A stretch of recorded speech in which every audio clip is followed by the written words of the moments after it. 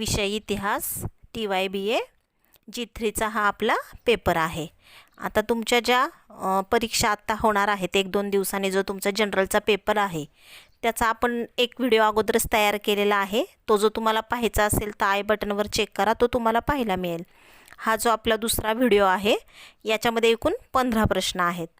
तर आता सुरुवातीला मी सांगत असताना सगळे ऑप्शन वाचून दाखवणार नाहीये, जे तुमचे पर्याय आहेत, म्हणजे आपला वेळही वाचेल। आपला पहिला प्रश्न आहे, फक्त उत्तरच जो पर्याय आहे उत्तराचा तो मी वाचून दाखवेल तुम्हाला। आपला पहिला प्रश्न आहे, जपानने अमेरिकेच्या पर्ल हार्बर या ठिकाणावर कधी हल्ला केला? आता तुम्हाला एकूण 4 ऑप्शन दिलेले आहेत, त्याच्यातलं राईट आन्सर आहे इसवी सन 1941। आपला प्रश्न दुसरा आहे, रशियामध्ये लाल सेना नावाची संघटना कोणाची होती? आता रशियामध्ये जी लाल सेना नावाची संघटना होती ती कुणी उभी केली होती? तर त्याचा राईट आन्सर आहे ट्रॉटस्की। आपला प्रश्न क्रमांक तिसरा आहे, खालीलपैकी कोणत्या क्रांतीला ऑक्टोबर क्रांती या नावाने ओळखले जाते? आपलं राईट आन्सर आहे रशियन राज्यक्रांती।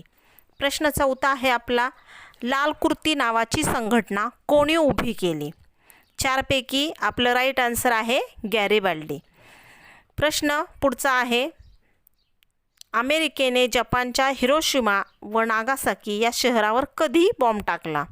आता राईट आन्सर आहे 1945। आता बघा, तुम्ही जो पहिला प्रश्न पाहिला होता तिथे प्रश्न तुम्हाला विचारला होता, जपानने अमेरिकेच्या पर्ल हार्बर ठिकाणावर कधी हल्ला केला होता? म्हणजे जपाननेही अमेरिकेच्या पर्ल हार्बरवर हल्ला केला होता, ते आहे 1941 राईट आन्सर। आणि मग अमेरिकेने जपानच्या हिरोशिमा आणि नागासाकी शहरावर कधी बॉम्ब टाकला? म्हणजे 1945। ह्याच्यामध्ये दोन्हीमध्ये कन्फ्यूज व्हायचं नाही, तुम्ही नेमकं उत्तर लक्षात ठेवायचं। बऱ्याचदा मुलं काय करतात, 1941 का 1945 ह्याच्यामध्ये कन्फ्यूज होतात, कारण जपानने हे टाकला होता आणि अमेरिकेनेही जपानच्या टाकला होता। सुरुवातीला जपानने टाकला होता, त्यानंतर मग अमेरिकेने जपानच्या दोन्हीही शहरावर, अजूनही त्या शहरांमध्ये त्याचे परिणाम जाणवतात ते माणसांमध्ये, कारण की हा खूप मोठा संहारक असा प्रयोग होता। प्रश्न आपला पुढचा आहे की दुसऱ्या महायुद्धानंतर कोणते 2 देश जागतिक महासत्ता म्हणून उदयास आले होते? आता दुसरं महायुद्ध झाल्यानंतर की जागतिक महासत्ता म्हणून अमेरिका आणि रशिया या 2 देशांचा उदय हा झालेला होता। या 2 देशांकडे जगाची सूत्रेही हाती आलेली होती, हे त्याचं राईट आन्सर आहे। पुढचा आहे प्रश्न 12वा, जागतिक दुसरे महायुद्ध किती साली घडून आले? आता आपल्या पहिल्या व्हिडिओमध्ये आपण प्रश्न विचारलेला होता की जागतिक पहिले महायुद्ध कधी घडून आलेले होते। कदाचित तुम्हाला असंही विचारलं जाऊ शकतं, जागतिक दुसरे महायुद्ध किती साली घडून आलेले होते? तर त्याचं राईट आन्सर आहे इसवी सन 1939। पुढचा प्रश्न आहे 13वा आपला, राष्ट्रसंघाची स्थापना किती साली करण्यात आली होती? आता पहिल्या महायुद्धानंतर राष्ट्रसंघाची स्थापना ही झालेली होती। पहा, पहिलं महायुद्ध संपल्यानंतर 1919 1914 ते 1919 या काळामध्ये पहिलं महायुद्ध घडून आलेलं होतं आणि जगामध्ये शांतता प्रस्थापित करण्यासाठी राष्ट्रसंघाची स्थापना ही करण्यात आलेली होती। तर या प्रश्नाचं राईट आन्सर आहे 10 जानेवारी 1920। पुढचा 14वा प्रश्न आहे आपला, मुस्तफा केमाल पाशा कोणत्या देशातील हुकुमशहा आहे?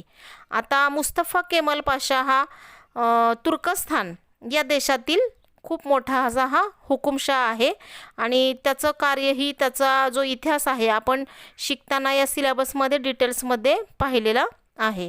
पुढचा आहे आपला प्रश्न, जागतिक महामंदीवर उपाययोजना म्हणून न्यू डील धोरण कोणी आखले? आता याचे 4 तुम्हाला पर्याय दिलेले असतील, त्याचं राईट आन्सर आहे फ्रँकलिन रूझवेल्ट। आता बघा, जागतिक ही जी महामंदी होती पूर्ण जगावर तिचं सावट पसरलेलं होतं आणि अमेरिकेत सुरुवातीलाच आपण पाहिलेलं आहे की ती जागतिक महामंदी ही अमेरिकेमध्ये सुरुवातीला दिसून आली किंवा तिथे पहिल्यांदा निर्माण झाली। मग याच्यावर काही उपाययोजना करण्यासाठी न्यू डील धोरण किंवा नवीन आर्थिक धोरण, मराठीतून त्याला म्हणतात नवीन आर्थिक धोरण, मग हे नवीन आर्थिक धोरण हे फ्रँकलिन रूझवेल्ट यांनी आखलेलं होतं।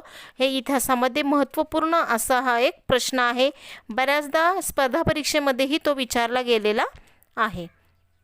पुढचा प्रश्न आहे आपला, जागतिक महामंदीची सुरुवात सर्वप्रथम कोणत्या देशात घडून आली? बघा आत्ताच पाहिलेल्या प्रश्नाशी हा निगडित आहे. अशाही पद्धतीने फिरवून तुम्हाला प्रश्न विचारला जाऊ शकतो. कुठल्या देशात सुरुवातीला घडून आलेली आहे? तर जागतिक महामंदी ही सर्वात पहिल्यांदा अमेरिका या देशामध्ये घडून आलेली आहे. सुरुवात तिथूनच जागतिक महामंदीचीही झालेली आहे. पुढचा प्रश्न आहे, जागतिक महामंदीचा कालखंड किती आहे? आता जागतिक महामंदीचा कालखंड हा 1929 ते 1932 आहे. इथे कन्फ्यूज व्हायचं नाही. तुम्हाला 4 पर्याय दिलेले असतील, त्याच्यामध्ये तुम्ही योग्य पर्यायाची निवड करायची आहे. पुढचा प्रश्न आहे तुमचा, अलिप्ततावादी राष्ट्रांचे पहिले शिखर संमेलन कोणत्या शहरामध्ये भरलेले होते?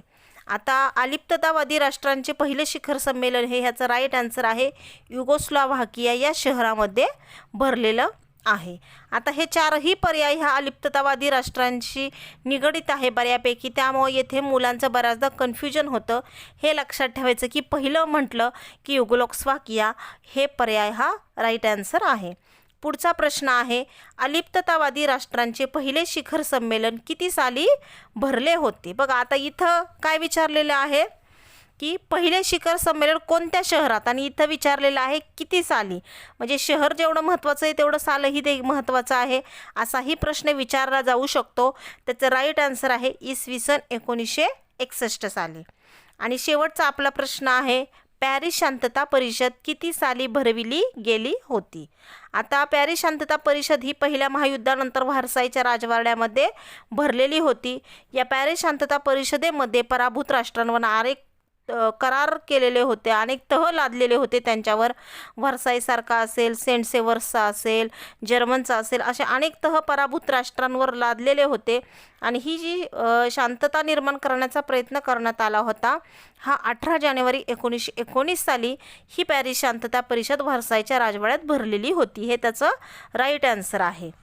इथे आपण एवढे हे 15 प्रश्न पाहिलेले आहे. अगोदरचाही एक पार्ट आपला आहे आणि हा दुसरा आहे. तुम्ही पाहिला नसेल तर तो तिथे तुम्ही आय बटनवर चेक केल्यानंतर तो तुम्हाला दिसेल.